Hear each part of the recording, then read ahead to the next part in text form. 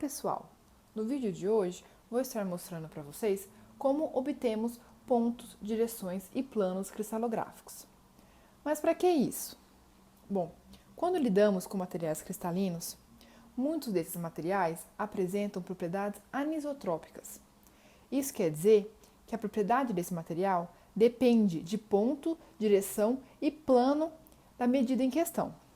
Então, dependendo da nossa aplicação e do o que iremos realizar com o nosso material, se torna necessário obtermos pontos dentro da nossa célula unitária, direções cristalográficas e planos cristalográficos de átomo em específico. Um exemplo disso é para lapidar um cristal, já que para isso obtemos os pontos de clivagem, que são os pontos onde as forças de ligações são mais fracas, o que torna mais fácil a lapidação desse cristal. Bom, para determinarmos então pontos, direções e planos cristalográficos, utilizamos os índices de Miller. E para determinarmos os índices de Miller, utilizamos como base uma célula unitária com coordenadas x, y, z sobre um vértice qualquer que denominamos como origem.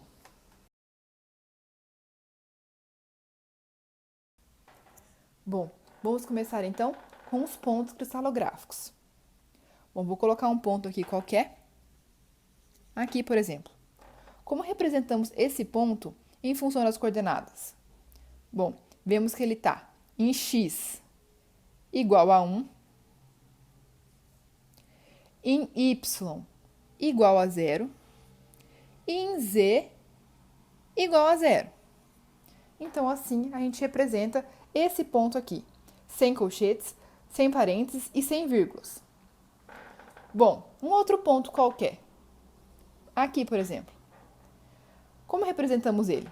Bom, vemos que ele está em x igual a 1, em y também 1 e em z também 1. Então, temos essa representação. Agora, esse ponto aqui, por exemplo.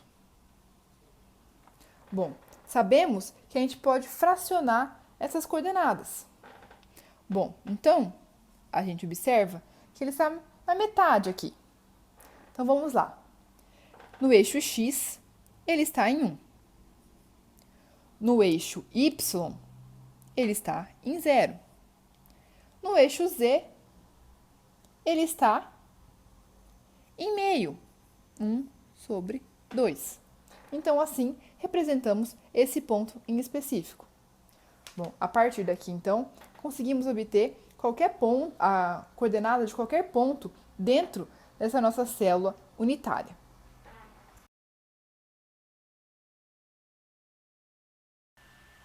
Bom, vamos então às direções cristalográficas, que são definidas como a linha entre dois pontos, isto é, um vetor. Então, podemos ter índices negativos e também reduzir esses índices. Vamos lá. Por exemplo, essa direção aqui, como podemos representar ela nos índices? Bom, a gente vê que ele está em x igual a meio, em y igual a 1, em z igual a 0. Para representar direções, a gente coloca entre colchetes e sem vírgulas. Bom, agora a gente tem que a gente pode reduzir essa nossa coordenada, esse índice. Bom, então a gente multiplica por 2. Vamos ter então 1, 2 e 0. Então, essa nossa direção é representada por essa coordenada. Bom, e agora, se a gente tiver uma direção dessa maneira?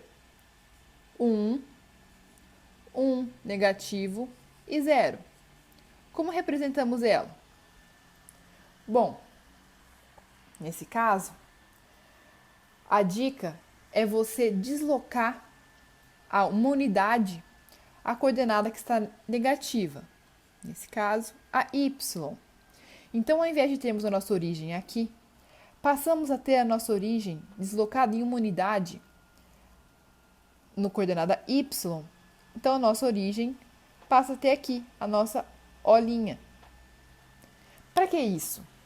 Isso é para a nossa direção se manter dentro da nossa célula unitária.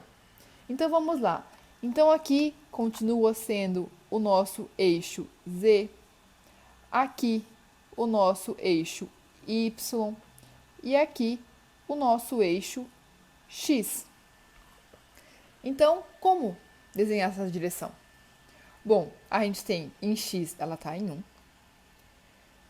Em Y, ela está negativa, então andamos para cá. E em Z, 0. Então, vamos ter essa direção. Então, essa é a direção representada por essa coordenada. Outra coisa que fica a dúvida aqui. Se tivermos alguma coisa parecida com isso, 2, 2, negativo e 0. Como representar? Bom, nesse caso, também podemos reduzir os índices. Então, dividiremos todo mundo por 2, né? E vamos ter, então, 1, 1 negativo e 0. Então, isso aqui é a nossa mesma direção, certo?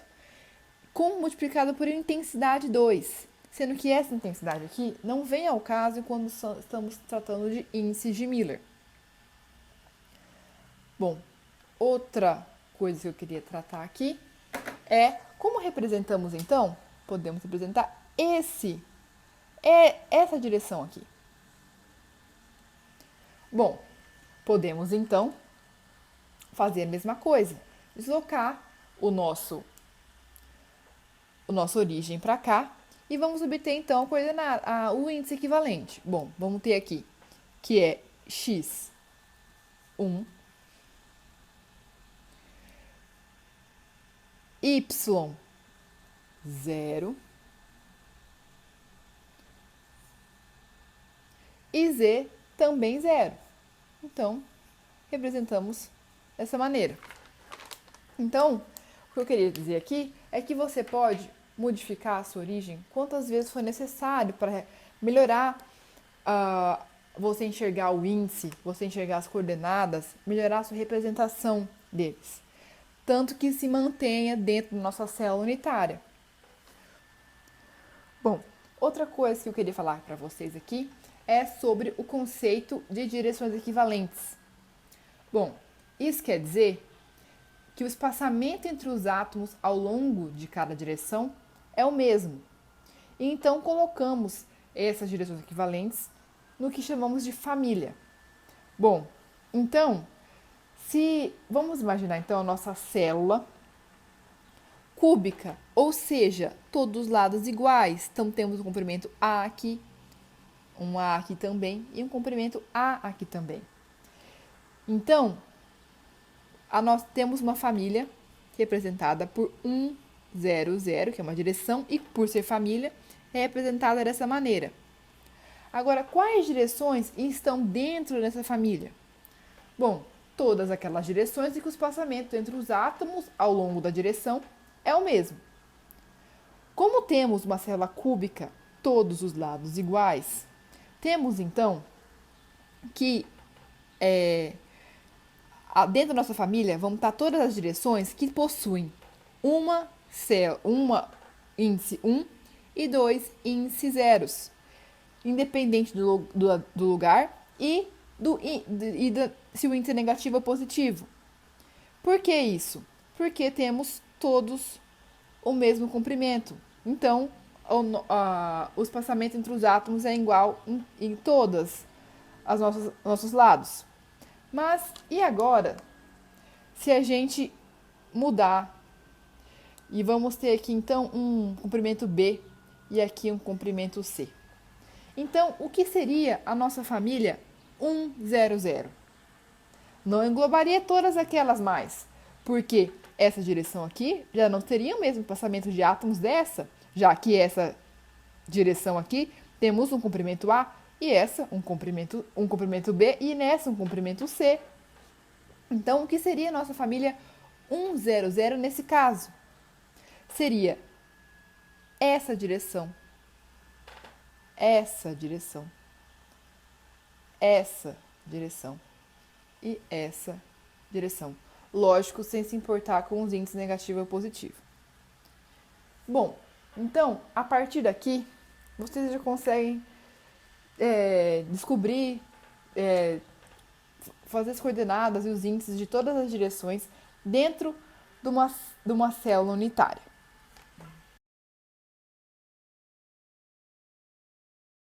Bom, vamos agora então aos planos cristalográficos, que têm a mesma ideia das direções. Bom, então temos aqui, né, a nossa célula unitária e esse plano cristalográfico, que observe que sua representação é pelo parênteses agora, sem vírgulas também. Então temos que ele cruza em x no ponto máximo em 1, que é aqui, y também no máximo em 1, e em z também em máximo em 1.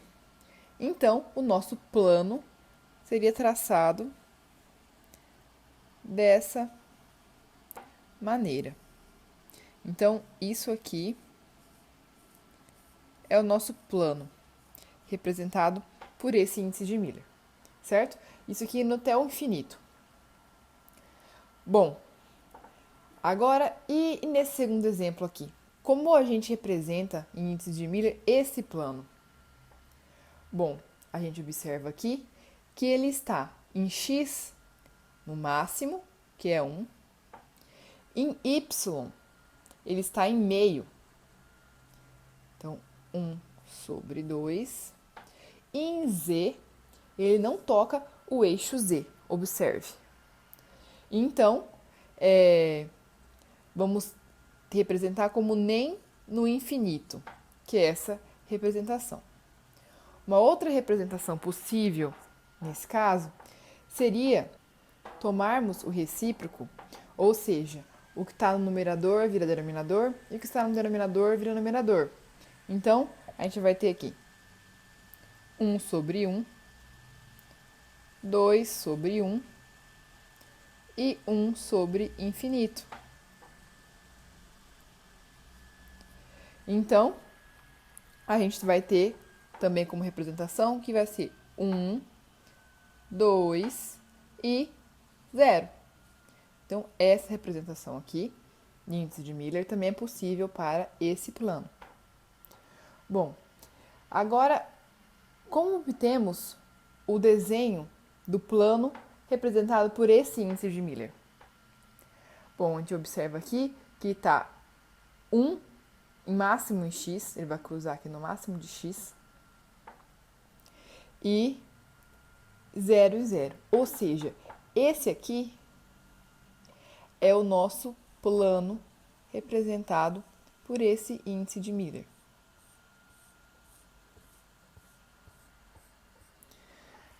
Também podemos obter, então, que 0, 1, 0 seria esse plano aqui.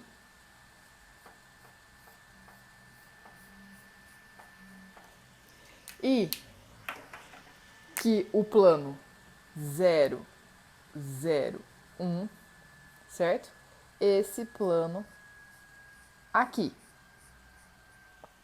Bom, no caso dos planos, também temos as famílias, certo? Que elas são representadas agora pelas chaves, entre chaves, certo? Família 1, 0, 0, por exemplo. Sendo que esses três planos fazem parte dessa família 1, 0, 0. Aqui também vale a recíproca, que quando temos um índice negativo, modificamos a nossa origem. Então, por exemplo, como determinarmos esse índice aqui? 0, 1 negativo, 1, certo? Bom, vou tentar mostrar aqui, isso aqui vai ficar um pouco difícil de visualizar, mas só para vocês terem uma ideia. Bom, então a gente vai deslocar o nosso origem novamente, então a nossa origem passa a ser essa, já que o negativo é em y, certo? Então, vamos passar a ter aqui um Z' aqui, um eixo X' aqui e um eixo Y' aqui. Bom, então temos que não cruza, né, em X, nem no infinito. Então, e em Y ele cruza em negativo, né, então é para cá. E em Z ele cruza no máximo, em 1. Então, temos que o nosso plano é esse aqui, ó. Esse até aqui e aqui, ó. Esse é o nosso plano. Desse ponto até esse ponto, desse ponto até esse ponto, certo? Bom, então é isso aí, pessoal. Espero ter ajudado vocês. Bom, muito obrigada e até a próxima.